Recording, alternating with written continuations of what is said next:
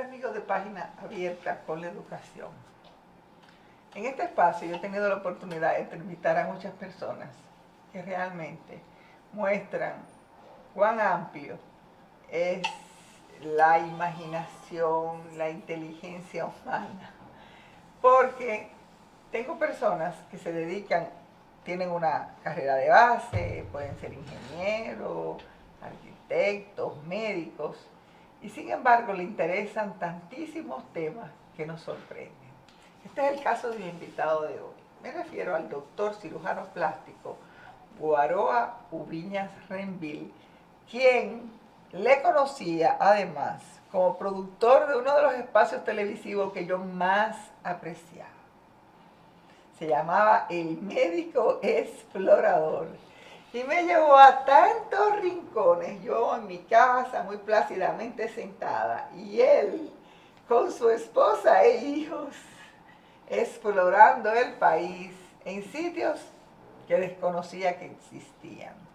También le encanta escribir y tenía una columna, no sé si la tiene todavía, en el periódico Hoy, donde publicaba temas que tenían mucho que ver con los que reflejaban su inquietud que mostraba en El Médico Explorador. Y es la narración de leyendas y mitos de la República Dominicana. Y así precisamente se llama esta publicación, que como ustedes pueden ver, se para sola, lo cual implica su dimensión, la cual es una reedición y ampliación de una obra que había publicado en el año 2000. Pero resulta que hablando con Guaroa también me sorprende algo que desconocía. Y es que en los últimos años se ha dedicado a la pintura. Y realmente pues imagino que muy pronto pues tendré el placer de asistir pues a una exposición del doctor cirujano plástico Guaroa Ubiñas Renvil. Guaroa, ¿desde cuándo tú escribes? Porque es como precisamente en esa faceta de tu vida. ¿Siempre te ha gustado escribir o llegó un momento en que decidiste comenzar a escribir? No, yo los otros días revisando, no, porque me gusta guardar muchos papeles, unos poemas, hasta la noviecita. Descubrí a una que yo no sabía que le había escrito un poema, pero muy bonito me lo encontré yo. A una encontré ahí. ¿Y era de tu época de adolescencia o de tu primera juventud? No, no, de chiquitico. O sea, un niño Sí, porque era muy enamoradito, ¿sabes? Era muy inquieto. inquieto, como dicen los niños. Sí. Y entonces sí, después que comencé a escribir con más seriedad, ya en los momentos de la adolescencia y de la lucha política que participé. eh, Porque debo decir, otra faceta de Guaroa es que fue dirigente estudiantil, miembro del glorioso grupo Fragua eh, de los años 60 y miembro también de la Federación de Estudiantes. Creo que tú llegaste a ser presidente, ¿no? sí, sí, se Presidente llamaban secretarios y a secretario, nosotros nos gustaba más el nombre de o secretario. sea, era secretario general de la FE, Exacto. con lo cual eras miembro del Consejo Universitario. También, sí. Tuve 2 años en la reforma universitaria. Sí, Entonces, ya tú entonces sabes. desde entonces comenzaste a escribir. ¿Y qué escribías? Bueno, Documentos políticos, como tú dices, ¿no? bueno, tú sabes que en esa época hasta periódicos, hay parte de los periódicos que nosotros teníamos. Nosotros teníamos en una época un periódico que se llamaba Chispa, igual que un periódico que había en la Unión Soviética. El Iskra. Sí, se llamaba La Chispa. No, lo que pasa es que Iskra en ruso significa chispa Ah, y el órgano de difusión del Partido Comunista Ruso precisamente es Iskra. bueno, y entonces nosotros lo acompañábamos con una frase que decía, que creíamos que era de Mao Zedong, que decía que una chispa puede encender una pradera. Qué bien. Bueno, y entonces uno tenía que hacer esos periódicos. No era uno solo que lo hacía, pero ahí uno hacía unos enfoques. Ahí hubo muchos dominicanos que participaron en esa izquierda de esa época, que realmente eran unos escritores, y hacían unos análisis de alto vuelo. ¿eh? porque vamos a ver, por ejemplo, un tema, cómo se movían las clases sociales. Eso es un tema. Entonces tú tenías que ponerte a escribir, o te lo imaginabas, pero tú te lo imaginas, era sobre la base de la realidad. Y gente que insospechada que en este país se murieron ya, porque ya estamos viviendo, ustedes tienen enfrente una persona que ya tiene una amistad con los muertos de su generación, que no sabe hacer un cuento sin mencionar 5 muertos. Pero perdón, pero eso le pasa a todo el mundo y comienza a acrecentarse a medida que van pasando los años. Claro, sí. A medida que van pasando los años, tú miras hacia atrás y como tú dices, tú no puedes hacer un cuento, una historia, Sin ni contar, nada, ni sin ninguna, mencionar otra. ninguna vivencia de tu vida en el cual pues no aparezcan algunas personas que ya se nos adelantaron, Sí, como se dice, exactamente. en el camino hacia el otro destino. Bueno, pero también, además de escribir, te ha gustado el tema de los mitos y las leyendas. Y además el descubrimiento de bellezas naturales del país. ¿Es esto precisamente lo que recoge tu libro? No, realmente ese libro es producto de la curiosidad, porque la curiosidad yo creo que es el motor de muchos descubrimientos, de muchos inventos y de muchas actitudes de las personas.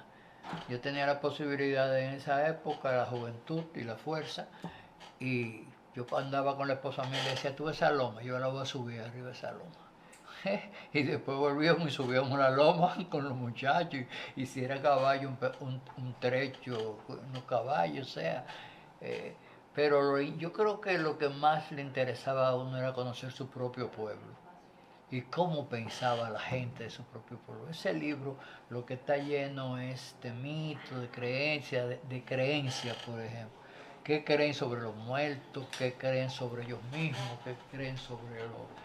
Entonces además le daba la satisfacción a uno de que uno podía escribirlo y ellos que tenían la idea no la podían escribir, la satisfacción de poder uno representarlo en cierta medida, porque era a través del método de la oralidad, que es el método que yo más he desarrollado, porque en otros libros que yo tengo, como de Maimón, Estero Hondo, las expediciones, son meses que me he pasado en esas lomas preguntándole a los ancianos y a los que no son ancianos cómo fue que sucedieron las cosas, a ver si lo puedo reconstruir. Y habida cuenta que muchos de estos temas que te interesan pasaron hace mucho tiempo y la oralidad se enriquece mucho con la imaginación y con lo que otros han dicho, ¿cómo tú puedes discernir realmente qué tú haces? ¿Tú los contrastas? ¿Tú entrevistas a varias personas sobre el mismo tópico? Y así todo lo que te dice uno solo, pues tratas de contrastarlo con lo que te dicen otros. Sí, porque ya tú sabes que el lenguaje no es solamente el lenguaje oral. El lenguaje de las personas es el lenguaje corporal y oral. Lenguaje gestual. Gestual. Y eso hay que combinarlo. Llega un momento que tú, no te voy a decir que es infalible, pero tú combinas. Hay gente que lo que te están hablando es mentira totalmente. Y fantasías. Mira, ahora mismo yo estoy haciendo un trabajo que se ha dilatado, no sé por qué, al archivo que se llama la Operación Limpieza. Óyete, que en esa Operación Limpieza, las historias que te cuentan de un lado, por ejemplo, a veces son tan... ¿Tú puedes explicar a la gente lo que fue la Operación Limpieza? Bueno, la Operación Limpieza es una cosa que no se debería llamar limpieza. Ese nombre se lo pusieron, que ne hicieron una verdadera genocidio en la parte norte de la ciudad capital. Porque cuando se comenzó a luchar aquí por volver la constitucionalidad. ¿Tú te refieres a 1965? Sí, en 1965 le habían dado un golpe al presidente Juan Bosch, que era la constitucionalidad después de muchos años, de 30 años de dictadura. La oligarquía de este país, los americanos que apoyaron eso también, porque lo apoyaron, aunque fue tímidamente, en cierto sentido. Bueno, pues ellos produjeron esa invasión que vino aquí, que fue la invasión del 65, 42.000 marines, inclusive del 82 transportada, que, porque estaban en la guerra de Vietnam, de Estados Unidos. Entonces, pues, ¿qué hicieron? Que sitiaron a la zona constitucionalista, o sea, la zona patriótica, la sitiaron y la fueron cercando en Ciudad Nueva, en esa parte de Ciudad Nueva. Y entonces ellos vinieron a salvar vidas, vinieron a que no peleáramos, pero lo que vinieron fue a hacer eso. Y eso fue un plan y un programa que fue hecho en Estados Unidos. Porque en Estados Unidos he tenido que leer mucho para ese libro que estoy haciendo, no el que estoy haciendo para el archivo. En Estados Unidos es tan claro, ellos tienen una contrainsurgencia para todos los lugares del mundo que ellos suponen que puede haber algo que le niegue a ellos implantar su poderío militar, que es lo que defiende su economía, que es una economía de saqueo en el mundo entero. Bueno, pues el caso fue que en la operación limpieza, la parte norte de la capital, que venía siendo todos los barrios, Villa Juana, Villa Consuelo, La Fe, etcétera, Villa Agrícola, Cristo Rey, todos esos barrios ellos, después que cercaron, dividieron así las fuerzas, no podía haber tránsito militar, y entonces tomaron el poder y pusieron a Balaguer, porque hicieron una elección en la cual no permitieron que Juan Bosch, que eso fue una falla de Juan Bosch, ir a esa elección, considero yo. Ahora hay que ver en los zapatos de él para saber qué es lo que en ese momento. Pero lo lógico es que si tú... quizás él confió en sus niveles de popularidad tan amplios que en realidad tenía. Sí. Y pensó que a pesar de que ellos iban a tratar de imponerse por la fuerza, pues él podría subsanar y podría ser exitoso. Sí, pero fíjate, una elección en la cual un candidato no puede ni salir de su casa a hacer campaña. No, y luego yo recuerdo cómo posteriormente, en los días de posteriores a la elección, que fue precisamente en junio del 66, pues aparecían los lugares donde había urnas, donde habían boletas, donde realmente el fraude pues quedó demostrado de manera fehaciente. Claro. Entonces la operación limpieza le pusieron ellos, sí, esos militares, porque existen ejércitos y existen ejércitos. La gente piensa, la República Dominicana tiene un ejército, pero a lo mejor ese ejército que tiene la República Dominicana tiene un grupo de gente que obedece más a los americanos que al mismo país, que a los intereses del país. Y por eso ¿Tú piensas que eso era antes o que todavía es así? Que hay todavía una gran parte del ejército que responde a los Estados Unidos de una manera ciega. Bueno, pues yo creo que hay una parte que lo hace todavía. Y ellos se interesan en eso, porque en los Estados Unidos, a principios del siglo pasado, del 20, comenzaron a hacer invasiones, y en esas invasiones dejaron guardias nacionales. Además, que han hecho el relevo, sí, o sea que y aquí han hecho un relevo. Si tú te pones a ver, aquí hay un relevo de todo, hasta de los locutores, hay relevo aquí. Aquí hay relevo hasta de la gente democrática, de los locutores, de todas esas cosas. Tú ves, por ejemplo, relevo que es familiar, sí, y además cultural. Y de todo tipo, porque aquí hay hasta matrimonial. Aquí hay gente que se ha muerto, entonces a la esposa la han puesto de jefa, y de senadores, y de diputados, y eso es absurdo. Totalmente, ¿comprende? Entonces yo sí que creo que el ejército extraterritorial todavía funcionaría aquí, sí. Claro, también se va a encontrar este ejército con el otro ejército, que era el que representaba a Camaño y que representamos todos nosotros, que era el ejército popular del pueblo. No voy a decir lo contrario, dentro de ese mismo ejército. Entonces la operación limpieza consistió precisamente... La operación limpieza le llamaron ellos. Le llamaron ellos, pero entonces la operación limpieza no estaba el ejército dominicano, sino el estadounidense o concomitantemente ambos. Estaban los dos trabajando.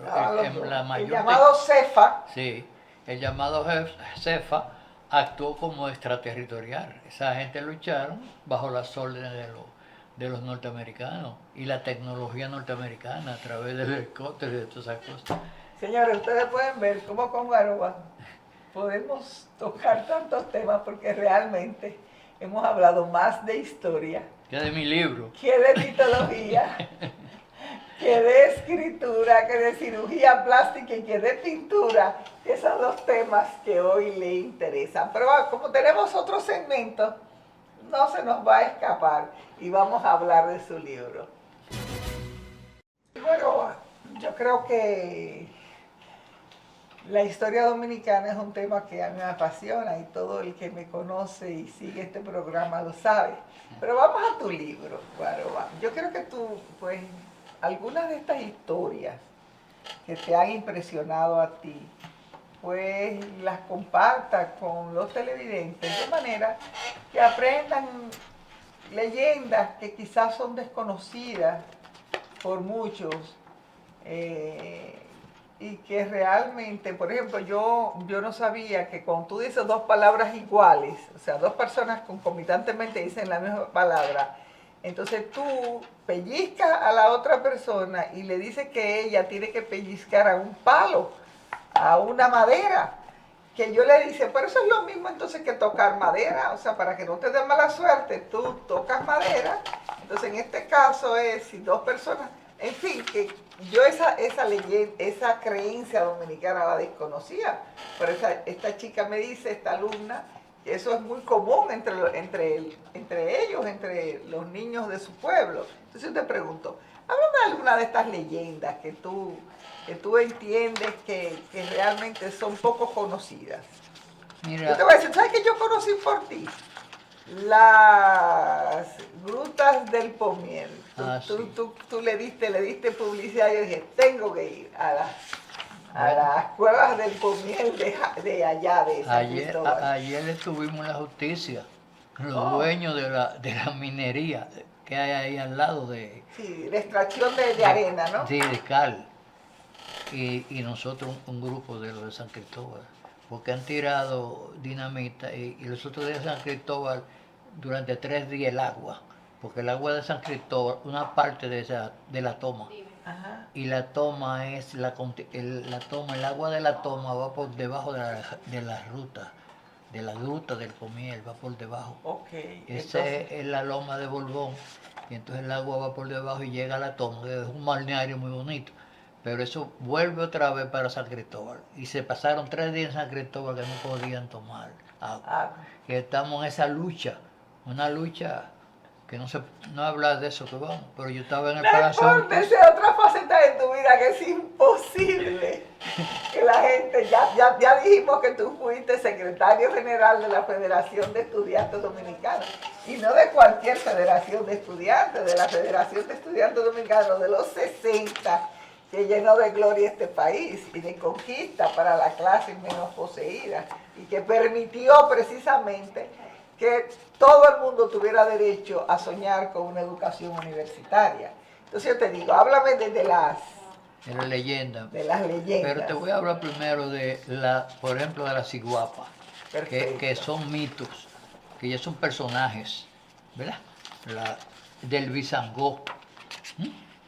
El Bisangó está muy ligado a Haití, el Bisangó, porque hay una islita que se llama Bisagos, que queda allá arriba de África, en el Atlántico, que de ahí se trajeron muchos africanos. Y yo creo que a eso se liga esa misma palabra, porque eso le llaman los Bisagos. Eso es muy curioso, porque esto es un movimiento, usted está dentro de una casa. Entonces llegaron de que los Bisagos, pero los Bisagos usted está dentro de la casa y se cree que se están robando el ganado, se están robando los caballos, que están tumbando las flores, que están tumbando las matas, una cosa terrible.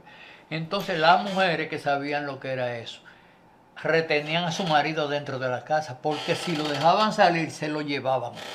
Se lo llevaban supuestamente a sitios especiales en Haití, ¿sabes? Porque la zona fronteriza no se puede hablar sin hablar de las costumbres haitianas, de las creencias, de lo que creen esa gente de ahí que pasa en Haití. Y entonces esos son los bisangó. O sea que los bisangó, las bisangó y la ciguapa es la misma leyenda. No, la ciguapa es una leyenda que está aquí. Yo le di más importancia en este libro a las leyendas que yo veía más en todos los lugares. La ciguapa está metida en los sitios más recónditos de este país. Se habla de la ciguapa y tienen historias de la ciguapa. ¿Y si la ciguapa era una leyenda indígena y los indígenas dejaron con trozos, con imágenes pictográficas, o sea, dibujaron en las piedras, en las cuevas? ¿Hay alguna imagen que recoja una ciguapa o algo parecido a lo que podría entenderse? Porque si era una leyenda indígena, bueno, me imagino que debieron haberla, sí, quizás. Debió ser, pero yo no lo conoces. No lo conozco. La ciguapa ha traído la atención de mucha gente que, como yo, anda buscando los orígenes. Yo la ciguapa la veo, le tengo una explicación, Okay. Que es que en el exterminio que hubo aquí, porque hubo un exterminio con el asunto de las encomiendas y con el maltrato y la crueldad de los españoles, pues con el exterminio de esa época, que vinieron aquí, con el exterminio de la raza indígena apareció la ciguapa. La ciguapa tiene los pies hacia atrás, ¿verdad? Los talones hacia adelante, los pies hacia atrás. Entonces eso, los indígenas no vivían en cuevas. En la época del exterminio se metían en las cuevas como medio de protección. Ellos tenían su bohío y eso está pintado y escrito por los narradores cómo eran los bohitos, pero se escondían ahí. Entonces la ciguapa tenía una característica que yo le conseguí en todos los lugares que fui, y es que era enamoradiza. Hay casos, por ejemplo, por donde nació O sea, que se enamoraban y eran heterosexuales, se enamoraban de los hombres. Se enamoraban de los hombres, eran heterosexuales y muy apasionadas eran. Hay mucha historia bonita de la ciguapa. Me contó una viejita de 90 y pico de años en Villatrina, que un hombre se metió con su mujer y 7 hijos a trabajar. Porque en los campos la psicología campesina no es la misma que la psicología del pueblerino. Aunque, como ustedes saben, la cultura es una cosa que la gente la transporta más fácil que cualquier bulto, porque es la cabeza que lo lleva. Aquí en la capital está llena de gente que cree en eso que yo estoy diciendo. Sus 7 hijos, él se iba tempranito, buscaba la comida y venía a bañarlo, el pobre hombre, porque la mujer se le murió. Pero entonces, a bañarle y llevar la comida y a cocinarle. Pero llegó una época que lo encontraba a los niños limpiecitos, bañaditos y comidos. Y entonces la viejita se le ponen los ojitos así, la que me está contando la historia. Era una viejita con los ojitos verdes y una nariz grande. Y entonces me dice, entonces él dijo, no voy a ir a trabajar hoy, voy a acechar quién es que me está bañando los muchachos y dando la comida. Y se encontró con que era una ciguapa, que le estaba atendiendo a los muchachos. Se casó con la ciguapa después. Y fueron felices, como en todos los cuentos. Vivieron felices. Pero hay muchos cuentos de ciguapa. Hay también un cuento que el hombre... Y esa señora lo cuenta aseverando que eso es cierto. Sí, que es verdad. No, hay muchos cuentos de ciguapa. Uno se pasa un día hablando de cuentos de ciguapa. Y de brujas y de cosas por el estilo. Hay brujas que andan, las brujas nativas de nosotros, andan en su montura, como decían en Catanamatía. Catanamatía es un valle que hay. O sea, que andan montadas en bestias, ya sea el caballo, el burro, el mula. ¿Y ellas andan en qué andan? Andan en una... me dice, porque en el Cibao andan arriba de un hilito. ¿De un hilito? Sí. ¿Cómo así? En el Cibao, usted va al Cibao y le cuentan la historia de que la bruja, estamos hablando de la bruja va guardando un bollito de hilo.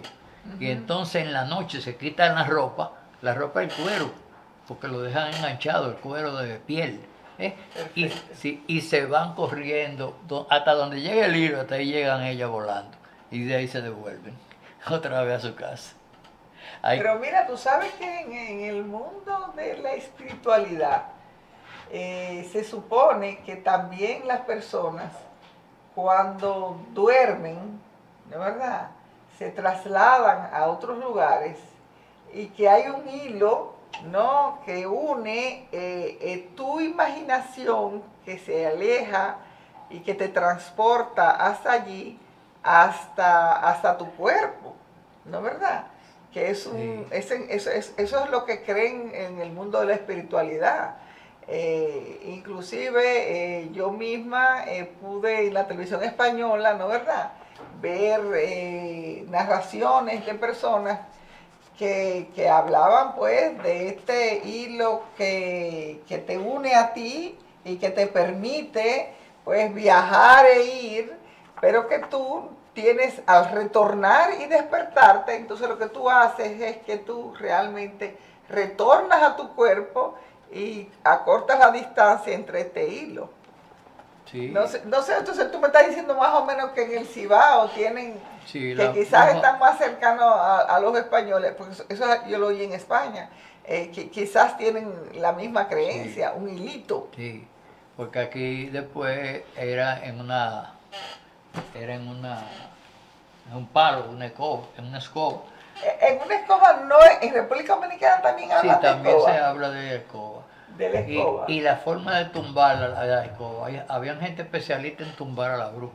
en tumbar los palos de Y la yo quiero bruja. que sepa que y las brujas cuando se caen se pueden convertir en otra cosa, en un pato, una pata, ¿sabes? Eso son una creencia. Esas son creencias y esas son creencias muy arraigadas. Y hay sitios aquí que tú vas Y que se a lo dos chupó casas la bruja, seguidas. y que se lo chupó la bruja, o sea, No, el lo de la niño chupadera, murió eso o una sí. porque se lo chupó una bruja. Yo tuve dos pacientes como cirujano plástico que fueron los dos pacientes más espectaculares que yo hice en la cara.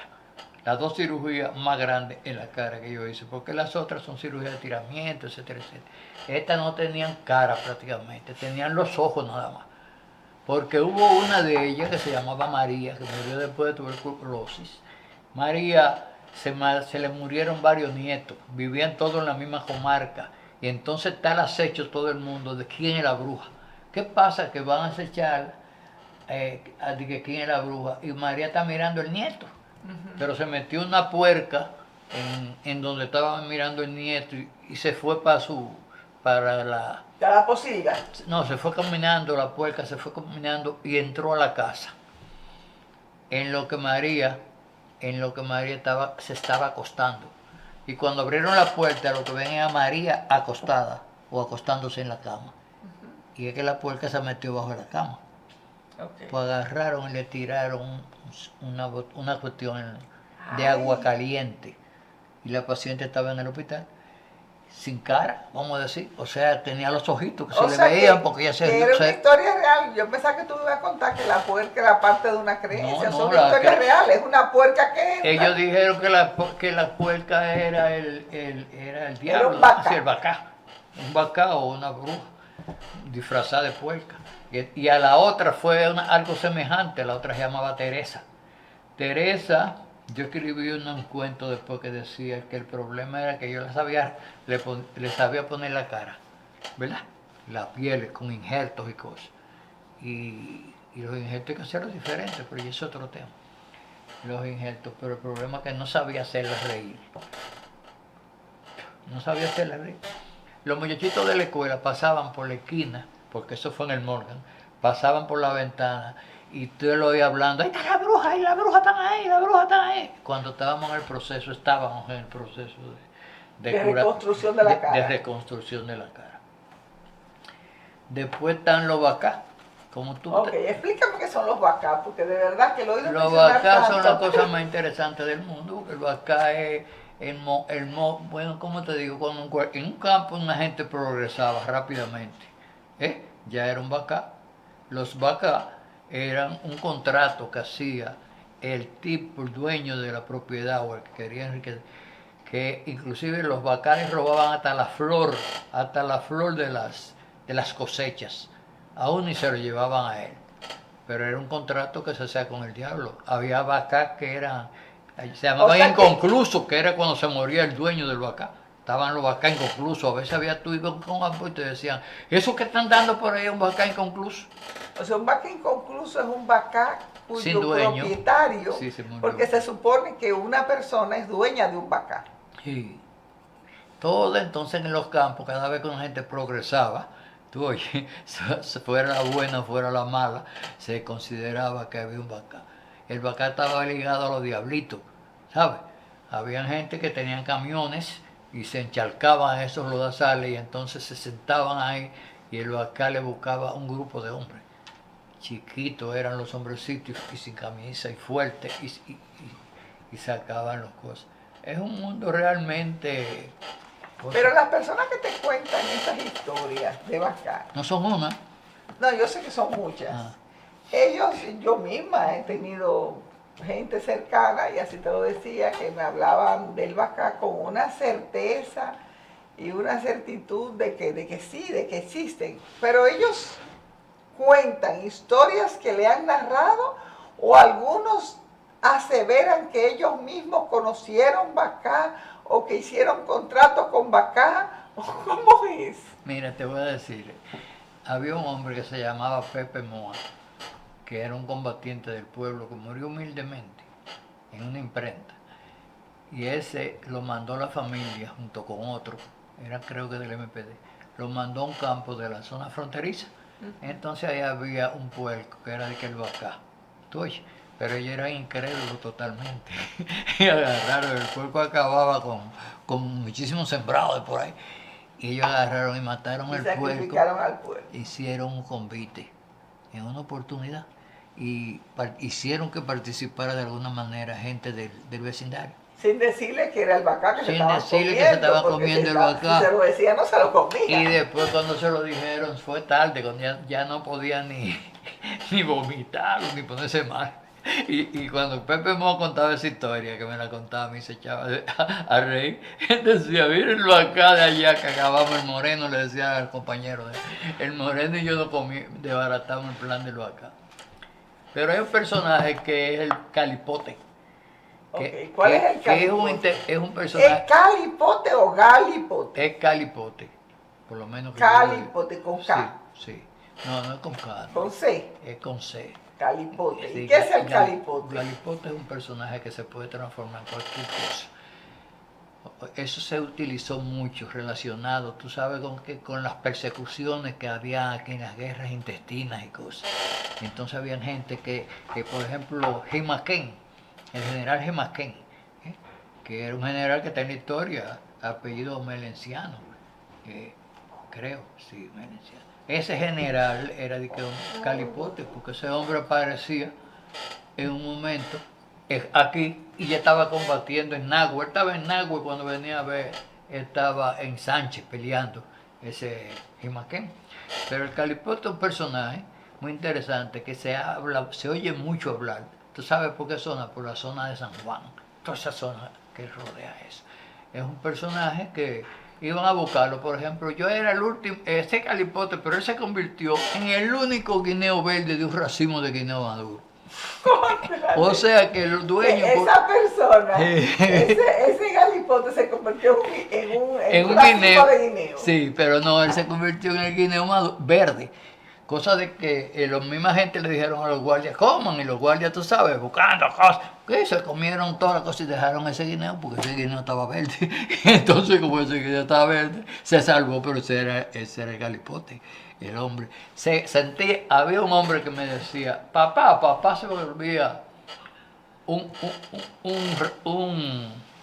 gatico y se ponía así a ver cuando lo iban a buscar con la escopeta y con toda la cosa. El papá se volvió un gatito. Un gatico, oíste, y así cosas así. O sea que es una imaginación. A mí me fascinó.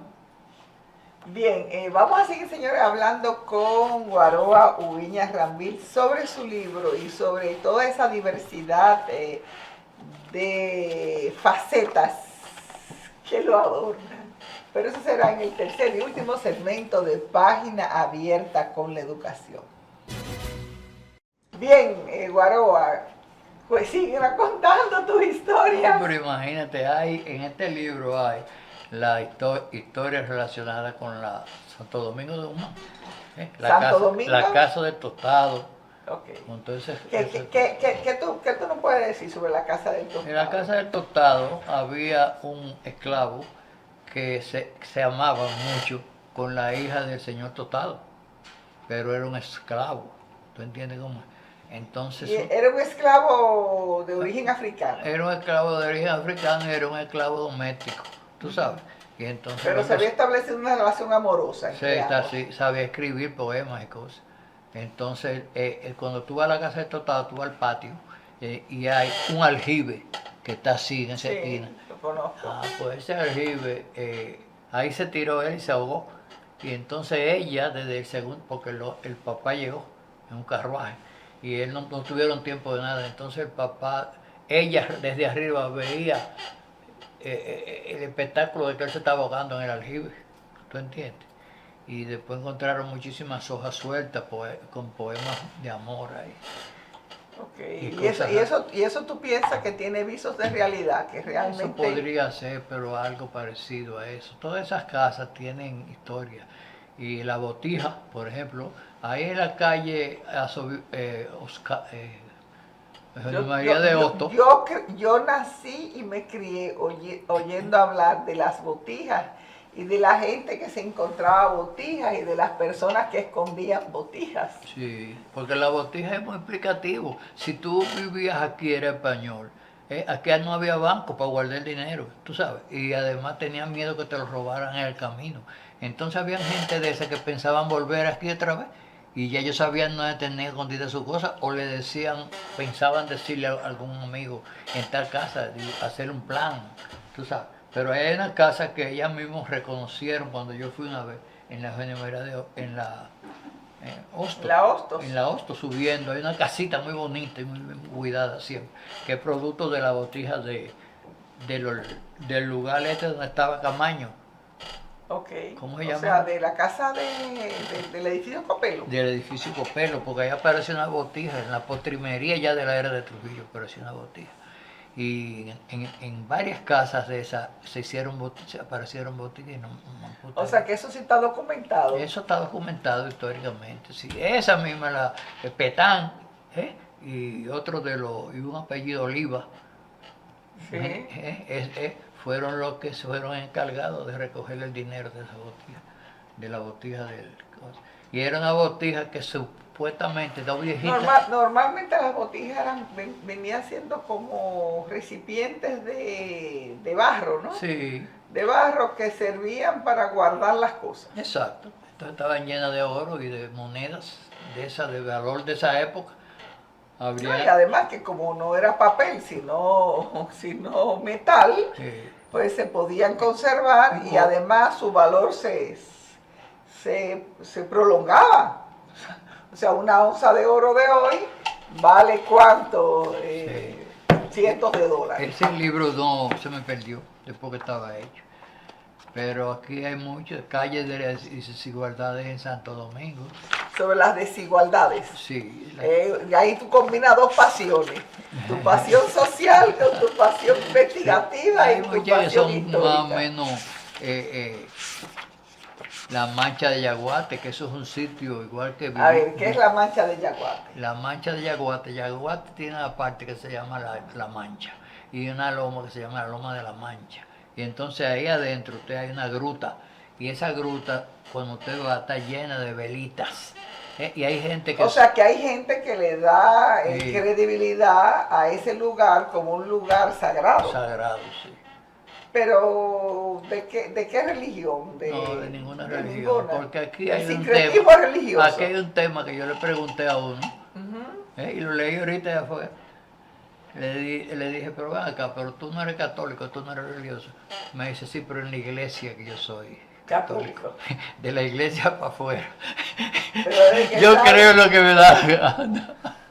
Oh, pero qué bien. Y entonces así, este es un país que por eso... Tú sabes que eso se da más en el catolicismo, esa apertura. Ah, sí, porque... Porque normalmente los cristianos, protestantes, evangélicos, bautistas, en fin, de las denominaciones que fueren, pues son sumamente ortodoxos, tradicionales y apegados y realmente no le dan credibilidad a absolutamente nada que en su iglesia no se propague y no se difunda. Sí.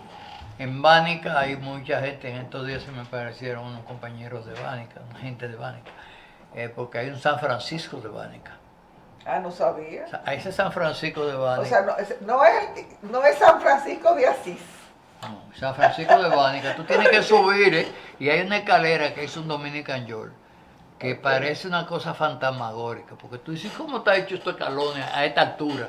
Tú comienzas a caminar la loma por dentro, porque la loma es como hueca, de una gruta. Entonces, Perfecto. allá al final hay la creencia de que usted pone la cabeza en esta posición, y si le cae una gotica de agua a usted en la cabeza, que usted es buena gente. Oh. Ahora, si usted pasa por ahí y le dice, pasa, ya tú pasas, y no le cae la gota, usted es mala gente. Oh. Son muchas historias que hay. ¿Y a ti te cayó la gota? A mí me cayó la gota, sí. Y a la hijita mía, yo fui a esa gruta con una hija mía que no tenía un año todavía, tenía 7 meses. Y le cayó la gota. Así a la niñita. O sea que la La niña va a ser pusimos buena también gente. ahí. Qué bien, qué bien.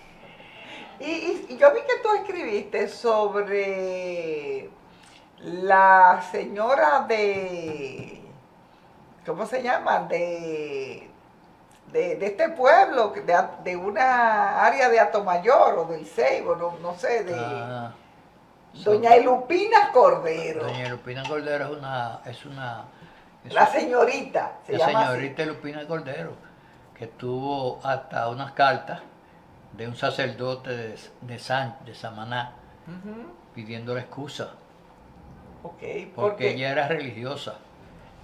Ella era muy religiosa católica. perfecto. Y ahí había otra vez, porque los brujos, los llamados brujos y curanderos, eran gente que se dividían en dos. Los En que Sabana de la Mar. Sí, Sabana de la Mar. Los que trabajaban con lo bueno y los que trabajaban con lo malo. ¿Sabes? Los que trabajaban con lo malo eran los que hacían daño a una tercera persona, con lo malo. Y los que trabajaban con lo bueno, ahí había uno que se llamaba Yota, por ejemplo. Yota trabajaba era en Samaná. Y Yota tuvo un combate con el diablo directo.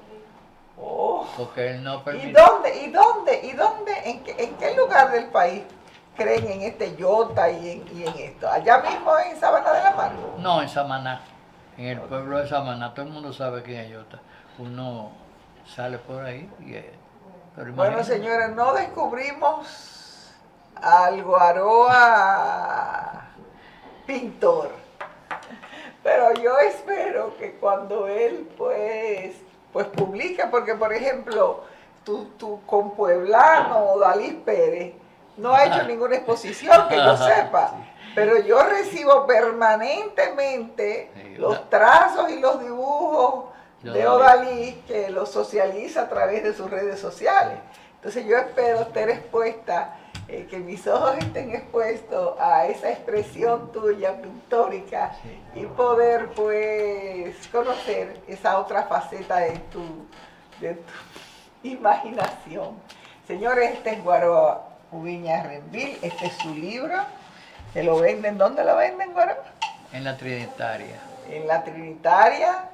¿Y que solamente en la Trinitaria? Solamente, porque son pocos libros que hice. Ah, son pocos. Pues bien, y si usted quiere conocer más sobre las leyendas y los mitos de República Dominicana, pues adquiéralo y sígalo buscando quizás, si usted pone su nombre, es muy posible que alguno de sus escritos en los diarios de cuando escribía precisamente en el periódico Hoy, pues puedan aparecer. Gracias, Guaroa, y con ustedes pues será hasta otro programa de Página Abierta con la Educación.